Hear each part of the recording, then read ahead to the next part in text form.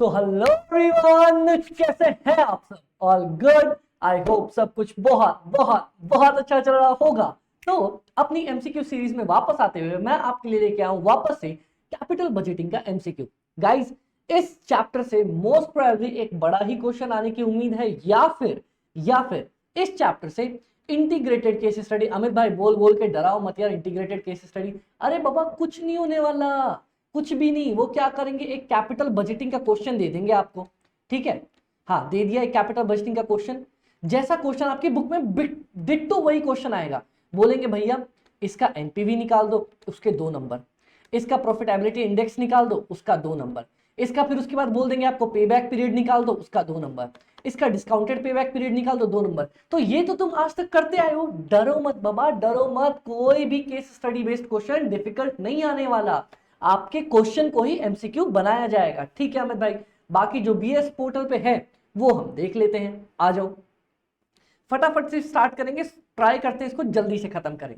देखो, a projects NPV ignoring the income tax consideration. मतलब अगर मैं इनकम टैक्स को इग्नोर कर दूं तो एनपीवी किस किस चीजों से अफेक्ट हो सकता है? अमित भाई अगर आप इनकम टैक्स को अफेक्ट टच ना करो तो 2 ही चीजें हैं ना, या तो इनफ्लो से अफेक्ट होगा या तो मेरा आउटफ्लो से एनपीवी अफेक्ट हो जाएगा, ठीक है। या फिर आईआरआर की मदद से भी हो सकता है, ठीक है, जो डिस्काउंट रेट होता है हमारा। हाँ, अब देखते हैं अमाउंट ऑफ डेप्रीशिएशन। तो देखो, डेप्रीशिएशन तो दोनों ही कट गए। क्यों? जब भी आप टैक्स को इग्नोर कर दोगे तो जितना डेप्रीशिएशन माइनस करोगे उतना ही डेप्रीशिएशन ऐड कर देते हो। अगर टैक्स बीच में होता तब ना मैं माइनस करता, मान लो डेप्रीशिएशन 100 रुपए का, उस पर टैक्स बचता, फिर मैं डेप्रीशिएशन ऐड करता। जब टैक्स ही नहीं है तो कोई फर्क नहीं पड़ेगा। हाँ जी अमित भाई, तो टैक्स के डेप्रीशिएशन के दोनों पॉइंट तो कट गए। अब बोलता है अमित भाई proceeds from the sale of the asset. जब मैं एसेट बेचूंगा उससे जो मुझे पैसा आएगा, हाँ, उससे मेरा इनफ्लो अफेक्ट होगा। इनफ्लो अफेक्ट होगा तो मेरा एनपीवी अफेक्ट हो जाएगा।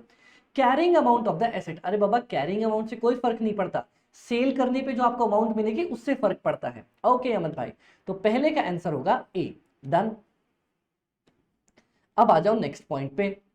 बोलते हैं विच of the capital budgeting method cash flow पे काम करता है इनमें से? आ जाओ देखते हैं भैया।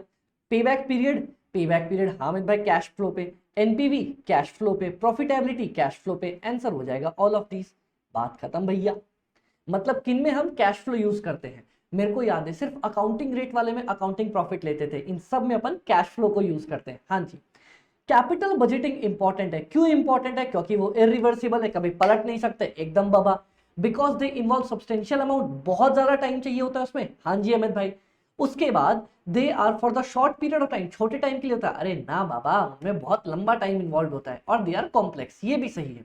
तो आंसर हो जाएगा मेरा last but not the least except short time, because it is not short time, it is long time. अब एक सेकंड मुझे एक पॉइंट देखने दो। कैलकुलेटर ये रहा। बोलता है अमित भाई हाँ आपने 1 लाख रुपए लगाए, ठीक है, चलो ईयर 0 में मेरा 1 लाख रुपए निकल गया मेरे हाथ से। बोलता है अमित भाई आपको 5 सालों तक हर साल 27,000 रुपए मिले 10% की रेट पे। तो देखो अपना वही वाला टेक्निक है। हाँ जी अमित भाई, कौन सा टेक्निक? रुक जाओ मुझे इसको चेक करने दो। हाँ, कौन सी टेक्निक? 1 divided by 1.1। 5 सालों तक सेम कैश फ्लो। हाँ तो लिख दो 1 2 3 4 5, कर दो इसका ग्रॉस टोटल। ग्रॉस टोटल कर दिया अमित भाई 3.79 इंटू 27,000। मतलब आपको पेमेंट मिलने वाला है 1,02,351 रुपए का, ठीक है भैया। जाएंगे मेरे हाथ से इतना, मिलेगा मुझे इतना। तो ऑन एन एवरेज 2351 2357 क्लोजेस्ट यही है। मेरा एनपीवी होने वाला है 2357। दैट्स इट, खत्म। Next, fifth point. बोलता है भाई विथ आईआरआर क्राइटेरिया, आरआरआर नहीं आईआरआर, हाँ, विथ आईआरआर क्राइटेरिया कोई तुम्हारे पास फंड्स में दिक्कत नहीं है, जितना पैसा लगाना है उतना लगाओ। कौन सा मेथड चूज करोगे अमित भाई? हमेशा हम वो मेथड चूज करते हैं जब मेरा IRR, internal rate of return, मेरे कॉस्ट ऑफ कैपिटल से, मतलब आईआरआर देखो, आईआरआर, आरआरआर नहीं आईआरआर, आईआरआर मेरा वो रेट होता है जिसपे मेरा आउटफ्लो और इनफ्लो दोनों का प्रेजेंट वैल्यू बराबर आ जाता है। और कॉस्ट ऑफ कैपिटल मतलब वो रेट जिससे मैं लोगों को पेमेंट करता हूं, अपने कैपिटल को पेमेंट करता हूं। हाँ, तो हमेशा बेस्ट वो होता है जब आपका आईआरआर बड़ा होता है आपके कॉस्ट ऑफ कैपिटल से। That is the best method. ठीक है अमित भाई, पहला ही ऑप्शन दिया है, IRR is greater than cost of capital. Next बोलता है अमित भाई कैपिटल बजटिंग में हम कौन सा प्रोजेक्ट एक्सेप्ट करते हैं, तब लेते हैं जब या तो मेरा एनपीवी बड़ा हो, अमित भाई एनपीवी पॉजिटिव है, या मेरा प्रॉफिटेबिलिटी इंडेक्स मतलब प्रॉफिट एक से ज्यादा हो, या फिर मेरा IRR greater than cost of capital हो। आंसर हो जाएगा all of the above. That's it. बोलते अमित भाई इनमें से किसमें डिस्काउंटिंग नहीं लगती है, ध्यान से देखना, ध्यान से देखना। विच of the following is not followed in the discounting technique. देखते हैं कैश फ्लो, हाँ अमित भाई अपन कैश फ्लो पे ही काम करते हैं। इंटरेस्ट एक्सक्लूजन, याद करो मैं बोलता हूं कभी इंटरेस्ट इंक्लूड नहीं करते, मतलब इंटरेस्ट को एक्सक्लूड करते हैं। क्यों? क्योंकि मैंने बोला हम कैलकुलेट कर रहे होते हैं सबको कितनी पेमेंट मिली, सबको कितनी पेमेंट मिली, तो सब में हमारे पास डिबेंचर वाले भी आ जाते, तो इंटरेस्ट को कभी हम इंक्लूड नहीं करते। पोस्ट टैक्स प्रिंसिपल, हम अपना कैश फ्लो लेते हैं C FAT, cash flow after tax, तो तीनों पॉइंट सही है। पॉइंट कौन सा है? Accrual principle. मैं कभी भी अक्रूअल प्रिंसिपल फॉलो नहीं करता, कैश प्रिंसिपल लेता हूं। अब बोलता है अमित भाई जब हम एनपीवी निकाल रहे होते हैं तो हमने सीखा था कि भैया जितना भी मेरा कैश इनफ्लो आ रहा होता है ना, जितना भी मेरे पास, जैसे मान लो ये है मेरा 3 साल, ईयर 1, ईयर 2, ईयर 3, मैं अज्यूम करता हूं कि यहां जो मुझे पैसा मिलेगा ना वो इन्वेस्ट होगा हर साल same at the rate of discounting rate पे। जितना रेट पे मैं डिस्काउंट कर रहा हूं ना उतने ही रेट पे उसको इन्वेस्ट करता चला जाऊंगा। तो पता है एक्चुअल फॉर्मूला क्या बनता है? देखना, आप लोगों को मैंने समझाया भी होगा लेकिन वापस से समझाता हूं। देखो एक्चुअली कैपिटल बजटिंग का फॉर्मूला कैसे बनता है। देखना, ये था ईयर 0, ये ईयर 1, ये ईयर 2, ये ईयर 3। पता है मैं क्या अज्यूम करूंगा? यहां जो मुझे पैसा मिलेगा, अगर मान लो मेरी डिस्काउंट रेट है 10%, तो मैं अज्यूम करता हूं यहां जो मुझे पैसा मिलेगा वो 10% पे ही इन्वेस्ट होगा। मान लो आपको 100 रुपए यहां पे मिले, 10% पे इन्वेस्ट हुआ, 10% पे इन्वेस्ट हुआ, कितना हो गया? 100 इंटू 1.1 का पावर 2। अब अगर मुझे उसे खींच के लेके आना है ईयर 0 पे, तो मैं क्या करूंगा? 10% से 1 साल, 2 साल, 3 साल डिस्काउंट करूंगा, 1.1 का पावर 3। तो अल्टीमेट आंसर क्या आ जाता है? 100 डिवाइडेड बाय 1.1। तो ये क्या कहना चाहता है कि हमेशा हमारी री इन्वेस्टमेंट रेट वही होती है जो मेरी डिस्काउंटिंग रेट होती है। तो answer will be C answer. चलो next, which of the following method, हाँ बाबा, वुड डिक्रीज द आईआरआर। देखो आईआरआर डिक्रीज हो गया, आईआरआर कम हो गया। आईआरआर कब कम कब हो सकता है? देखना, आउटफ्लो, आउटफ्लो और मेरा इनफ्लो। ठीक है, मान लो आईआरआर तो वो रेट होती है जिसमें मेरा आउटफ्लो मेरे इनफ्लो के बराबर हो जाता है। हाँ जी अमित भाई, आईआरआर मेरी वही रेट होती है। तो अब एक बात समझो, अब एक बात समझो ध्यान से, आपका आईआरआर कब कम होगा? कब आपका आईआरआर कम हो जाएगा? मतलब कि कौन सा ऐसा रेट कम हो जाएगा जिसमें ये दोनों जल्दी एक दूसरे के बराबर आ जाए? कब? जब या तो मेरा इनफ्लो ही कम हो जाएगा, तो जल्दी जल्दी डिस्काउंट करके कम रेट पे ही आउटफ्लो के बराबर हो जाएगा, या फिर मेरा आउटफ्लो ही बढ़ जाएगा, तो उससे क्या होगा? अगर मैं कम रेट पे भी डिस्काउंट करूंगा तो इनफ्लो मेरे आउटफ्लो के बराबर आ जाएगा। ठीक है अमित भाई, तो देखो ध्यान से देखना। अमित भाई ये समझ नहीं है, एक बार समझा दोगे? ठीक है, देखो अब देखो यहां जैसे मान लो आपका इनफ्लो है 2-3 सालों तक, हर साल 10,000, 10,000 एक साल, 10,000 एक साल, 10,000 एक साल। ठीक है, अब देखना, अब देखना आपकी आईआरआर है 10%, तो क्या हो जाएगा? 1 डिवाइड बाय 1.1, 1 2 3, ये कितना हो जाएगा मेरे भाई? ये हो जाएगा 24868। मतलब अगर मेरा आउटफ्लो 24868 है और मेरा इनफ्लो कितना है? हर साल 10,000, तो मेरी आईआरआर रहती है 10%। ठीक है भैया, अब अगर मुझे आईआरआर 9% करनी है, आईआरआर मान लो मुझे 9% करनी है, तो मेरा कैपिटल कितना करूं, कितना करूं, कितना करूं? मुझे आईआरआर कम करनी है, मुझे कैपिटल कितना करना चाहिए कि ये मेरा बराबर हो जाए? ध्यान से देखना, ये बराबर हो जाए मेरे इस पॉइंट के। ठीक है भैया, देखते हैं। 1 divide by 1.09, 1 2 3, gross total 2.53 2.53 24868 divide by 2.53 आपको हर साल मिलना चाहिए, आपको हर साल मिलना चाहिए 9829 9829 9829। करके देख लो। अमित भाई कैसे निकाला? चलो ये मैं बताता हूं।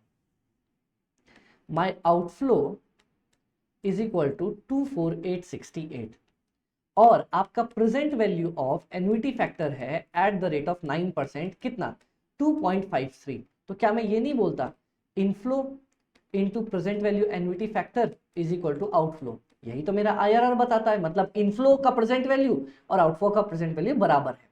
इनफ्लो का मुझे पता नहीं, ये है मेरा 24868, ये है मेरा 2.53। तो ठीक है भैया, मैं इनफ्लो निकाल सकता हूं। कैसे? 24868 डिवाइडेड बाय 2.53 आ रहा है मेरा 9829। तो मतलब अगर आपको आईआरआर कम करनी है तो या तो आपको इनफ्लो कम करना पड़ेगा या आउटफ्लो अपना बढ़ाना पड़ेगा। ठीक है, आ जाओ देखते हैं। बोलता है अमित भाई अगर मैं वर्किंग कैपिटल की रिक्वायरमेंट कम कर दूंगा तो भैया आपका तो आउटफ्लो कम हो जाएगा, लेकिन मुझे आउटफ्लो को तो बढ़ाना है। ठीक है, short in the pay back period, मैं पैसे जल्दी मंगा लूं क्या? ना बाबा ना। ये देखो थर्ड पॉइंट देखना, decrease the tax credit. Tax credit मतलब सरकार जो हमें टैक्स का बेनिफिट देती है ना, अगर आपका बेनिफिट कम हो जाएगा जो आपको मिलता है तो आपका इनफ्लो कम होने लग जाएगा, और अगर इनफ्लो कम होगा तो आईआरआर अपने आप कम हो जाएगा। तो C will be the best answer. That's it. Point number 10th, with limited capital and number of available projects. ये तो अपन ने देखा था ना, कौन सा चूज करना चाहिए? जिसका आईआरआर बोलता है कि कौन सा कैपिटल आप चूज करोगे, प्रोजेक्ट चूज करोगे जिसका आईआरआर कम हो ना। आईआरआर तो कॉस्ट ऑफ कैपिटल से ज्यादा होना चाहिए।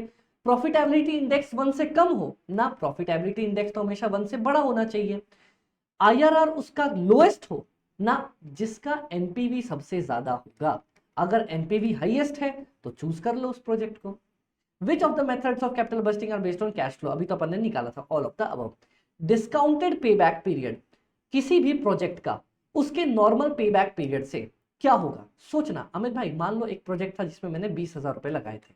ठीक है, चलो अब हुआ क्या, मुझे 5,000 रुपए मिले 6 सालों तक।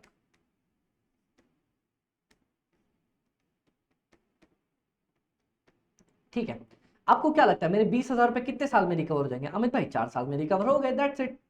अब देखो 20,000 रुपए मेरा आउटफ्लो है, हर साल मुझे मिल रहे हैं 5,000 रुपए। ठीक है,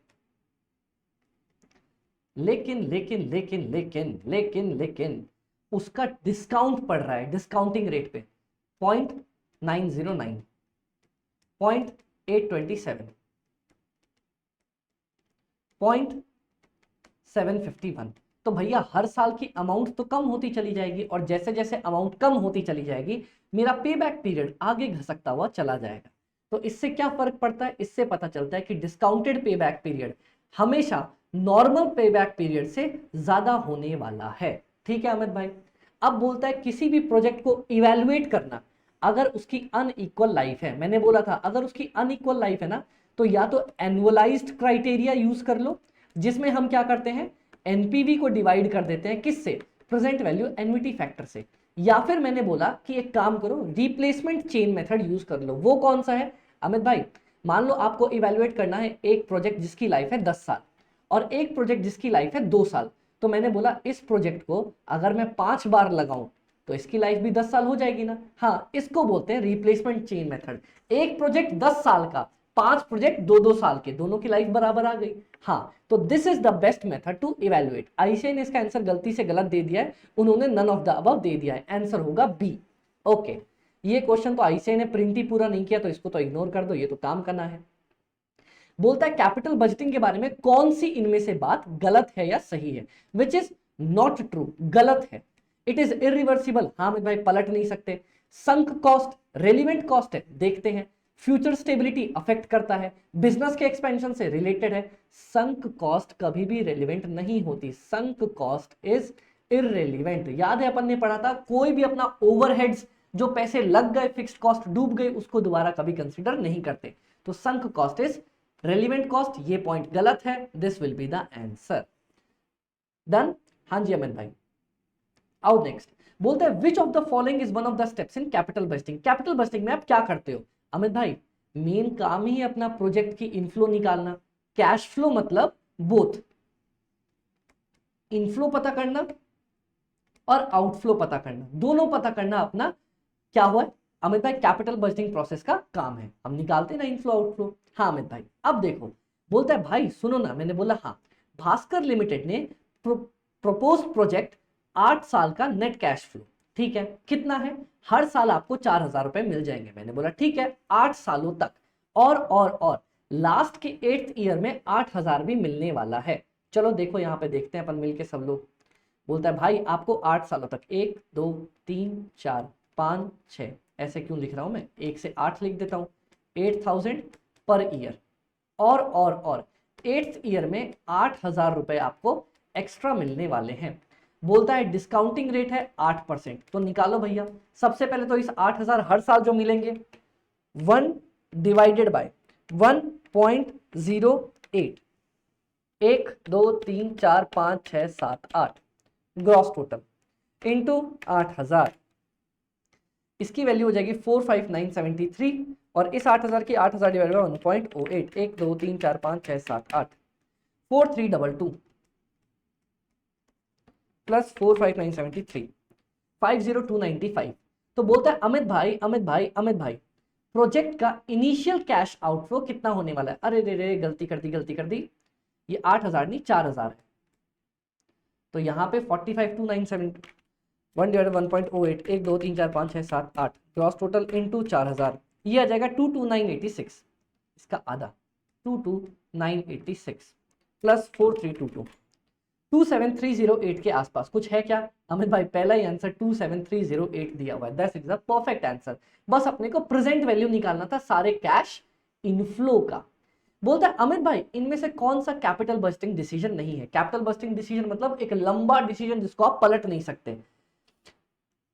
बिजनेस खरीदना, हाँ। लॉन्ग टर्म एसेट खरीदना, हाँ। अपने करंट एसेट को बदलना, हाँ। इन्वेंट्री को बदलना, ना बाबा, इन्वेंट्री तो मेरा वर्किंग कैपिटल का पार्ट है, इन्वेस्टिंग डिसीजन का नहीं।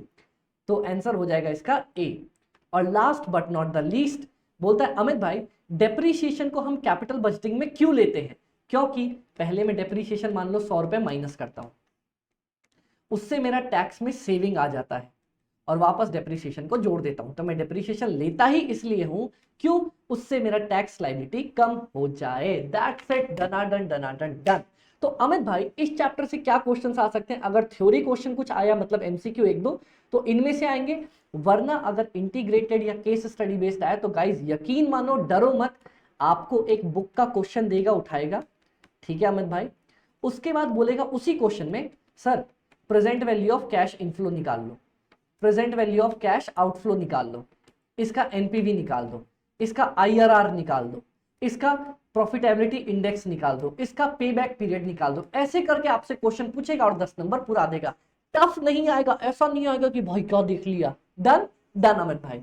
तो ये चैप्टर के एमसीक्यूज में हमारे प्यारे तरीके से कवर होते हैं, आप सब जानते हो जाते जाते। क्या कोई भी डाउट्स हो तो आप पूछ सकते हो fast cost FM by AB पे। और जाने से पहले आज एक नई चीज, क्या अमित भाई? देखो अगर आपके कोई बडीज हैं जो सीएमए इंटर का एग्जाम देने वाले हैं जून में 24 में, तो आपके अमित भाई ने, आप जानते हो मेरा प्यार मोहब्बत कॉस्ट और एफएम पेपर से बेइंतहा है, तो जहां कॉस्ट एफएम वहां पे हम, तो हमने सीएमए इंटर की क्लासेस भी स्टार्ट करी है कॉस्ट और एफएम की। और अभी जून 24 वाले बडीज के लिए फ्री में अपन एक ऑप्शन लेके आए कि आपके जो भी डाउट्स हैं, जैसे भी डाउट्स हैं, जितने भी डाउट्स हैं, आप मेरे को पिंग कर सकते हो fast cost FM by AB पे। ये हमारा टेलीग्राम चैनल है, इस पे आप आराम से मेरे को पिंग कर सकते हो। मैं सारी डाउट्स आपके एग्जाम तक की सॉल्व करके देने वाला हूं। और इनके अलावा 7903479393 ये मेरा व्हाट्सएप नंबर है, आप इस पे मुझे व्हाट्सएप भी कर सकते हो। Okay guys, done. तो सीएमए वाले बडीज, सीए वाले बडीज, आप सबके लिए कॉस्ट एफएम एसएम की टेंशन ना लो, क्योंकि आपके अमित भाई आपके साथ है ना। ओके गाइस, चलो बाय बाय, टेक केयर। ये एमसीक्यूज भी खत्म और भी अपन बहुत सारे एमसीक्यूज और एमटीपीज और आरटीपी सेशन के साथ आने वाले हैं, तो स्टे ट्यून। और अभी तक भी इतनी बदमाशी करके भी अगर अभी तक सब्सक्राइब नहीं किया है तो अमित भाई ये नीचे लाल सा बटन है, टिक कर दो ना, मजा आएगा, बहुत सारी चीजें आएंगी। ओके चलो बाय बाय।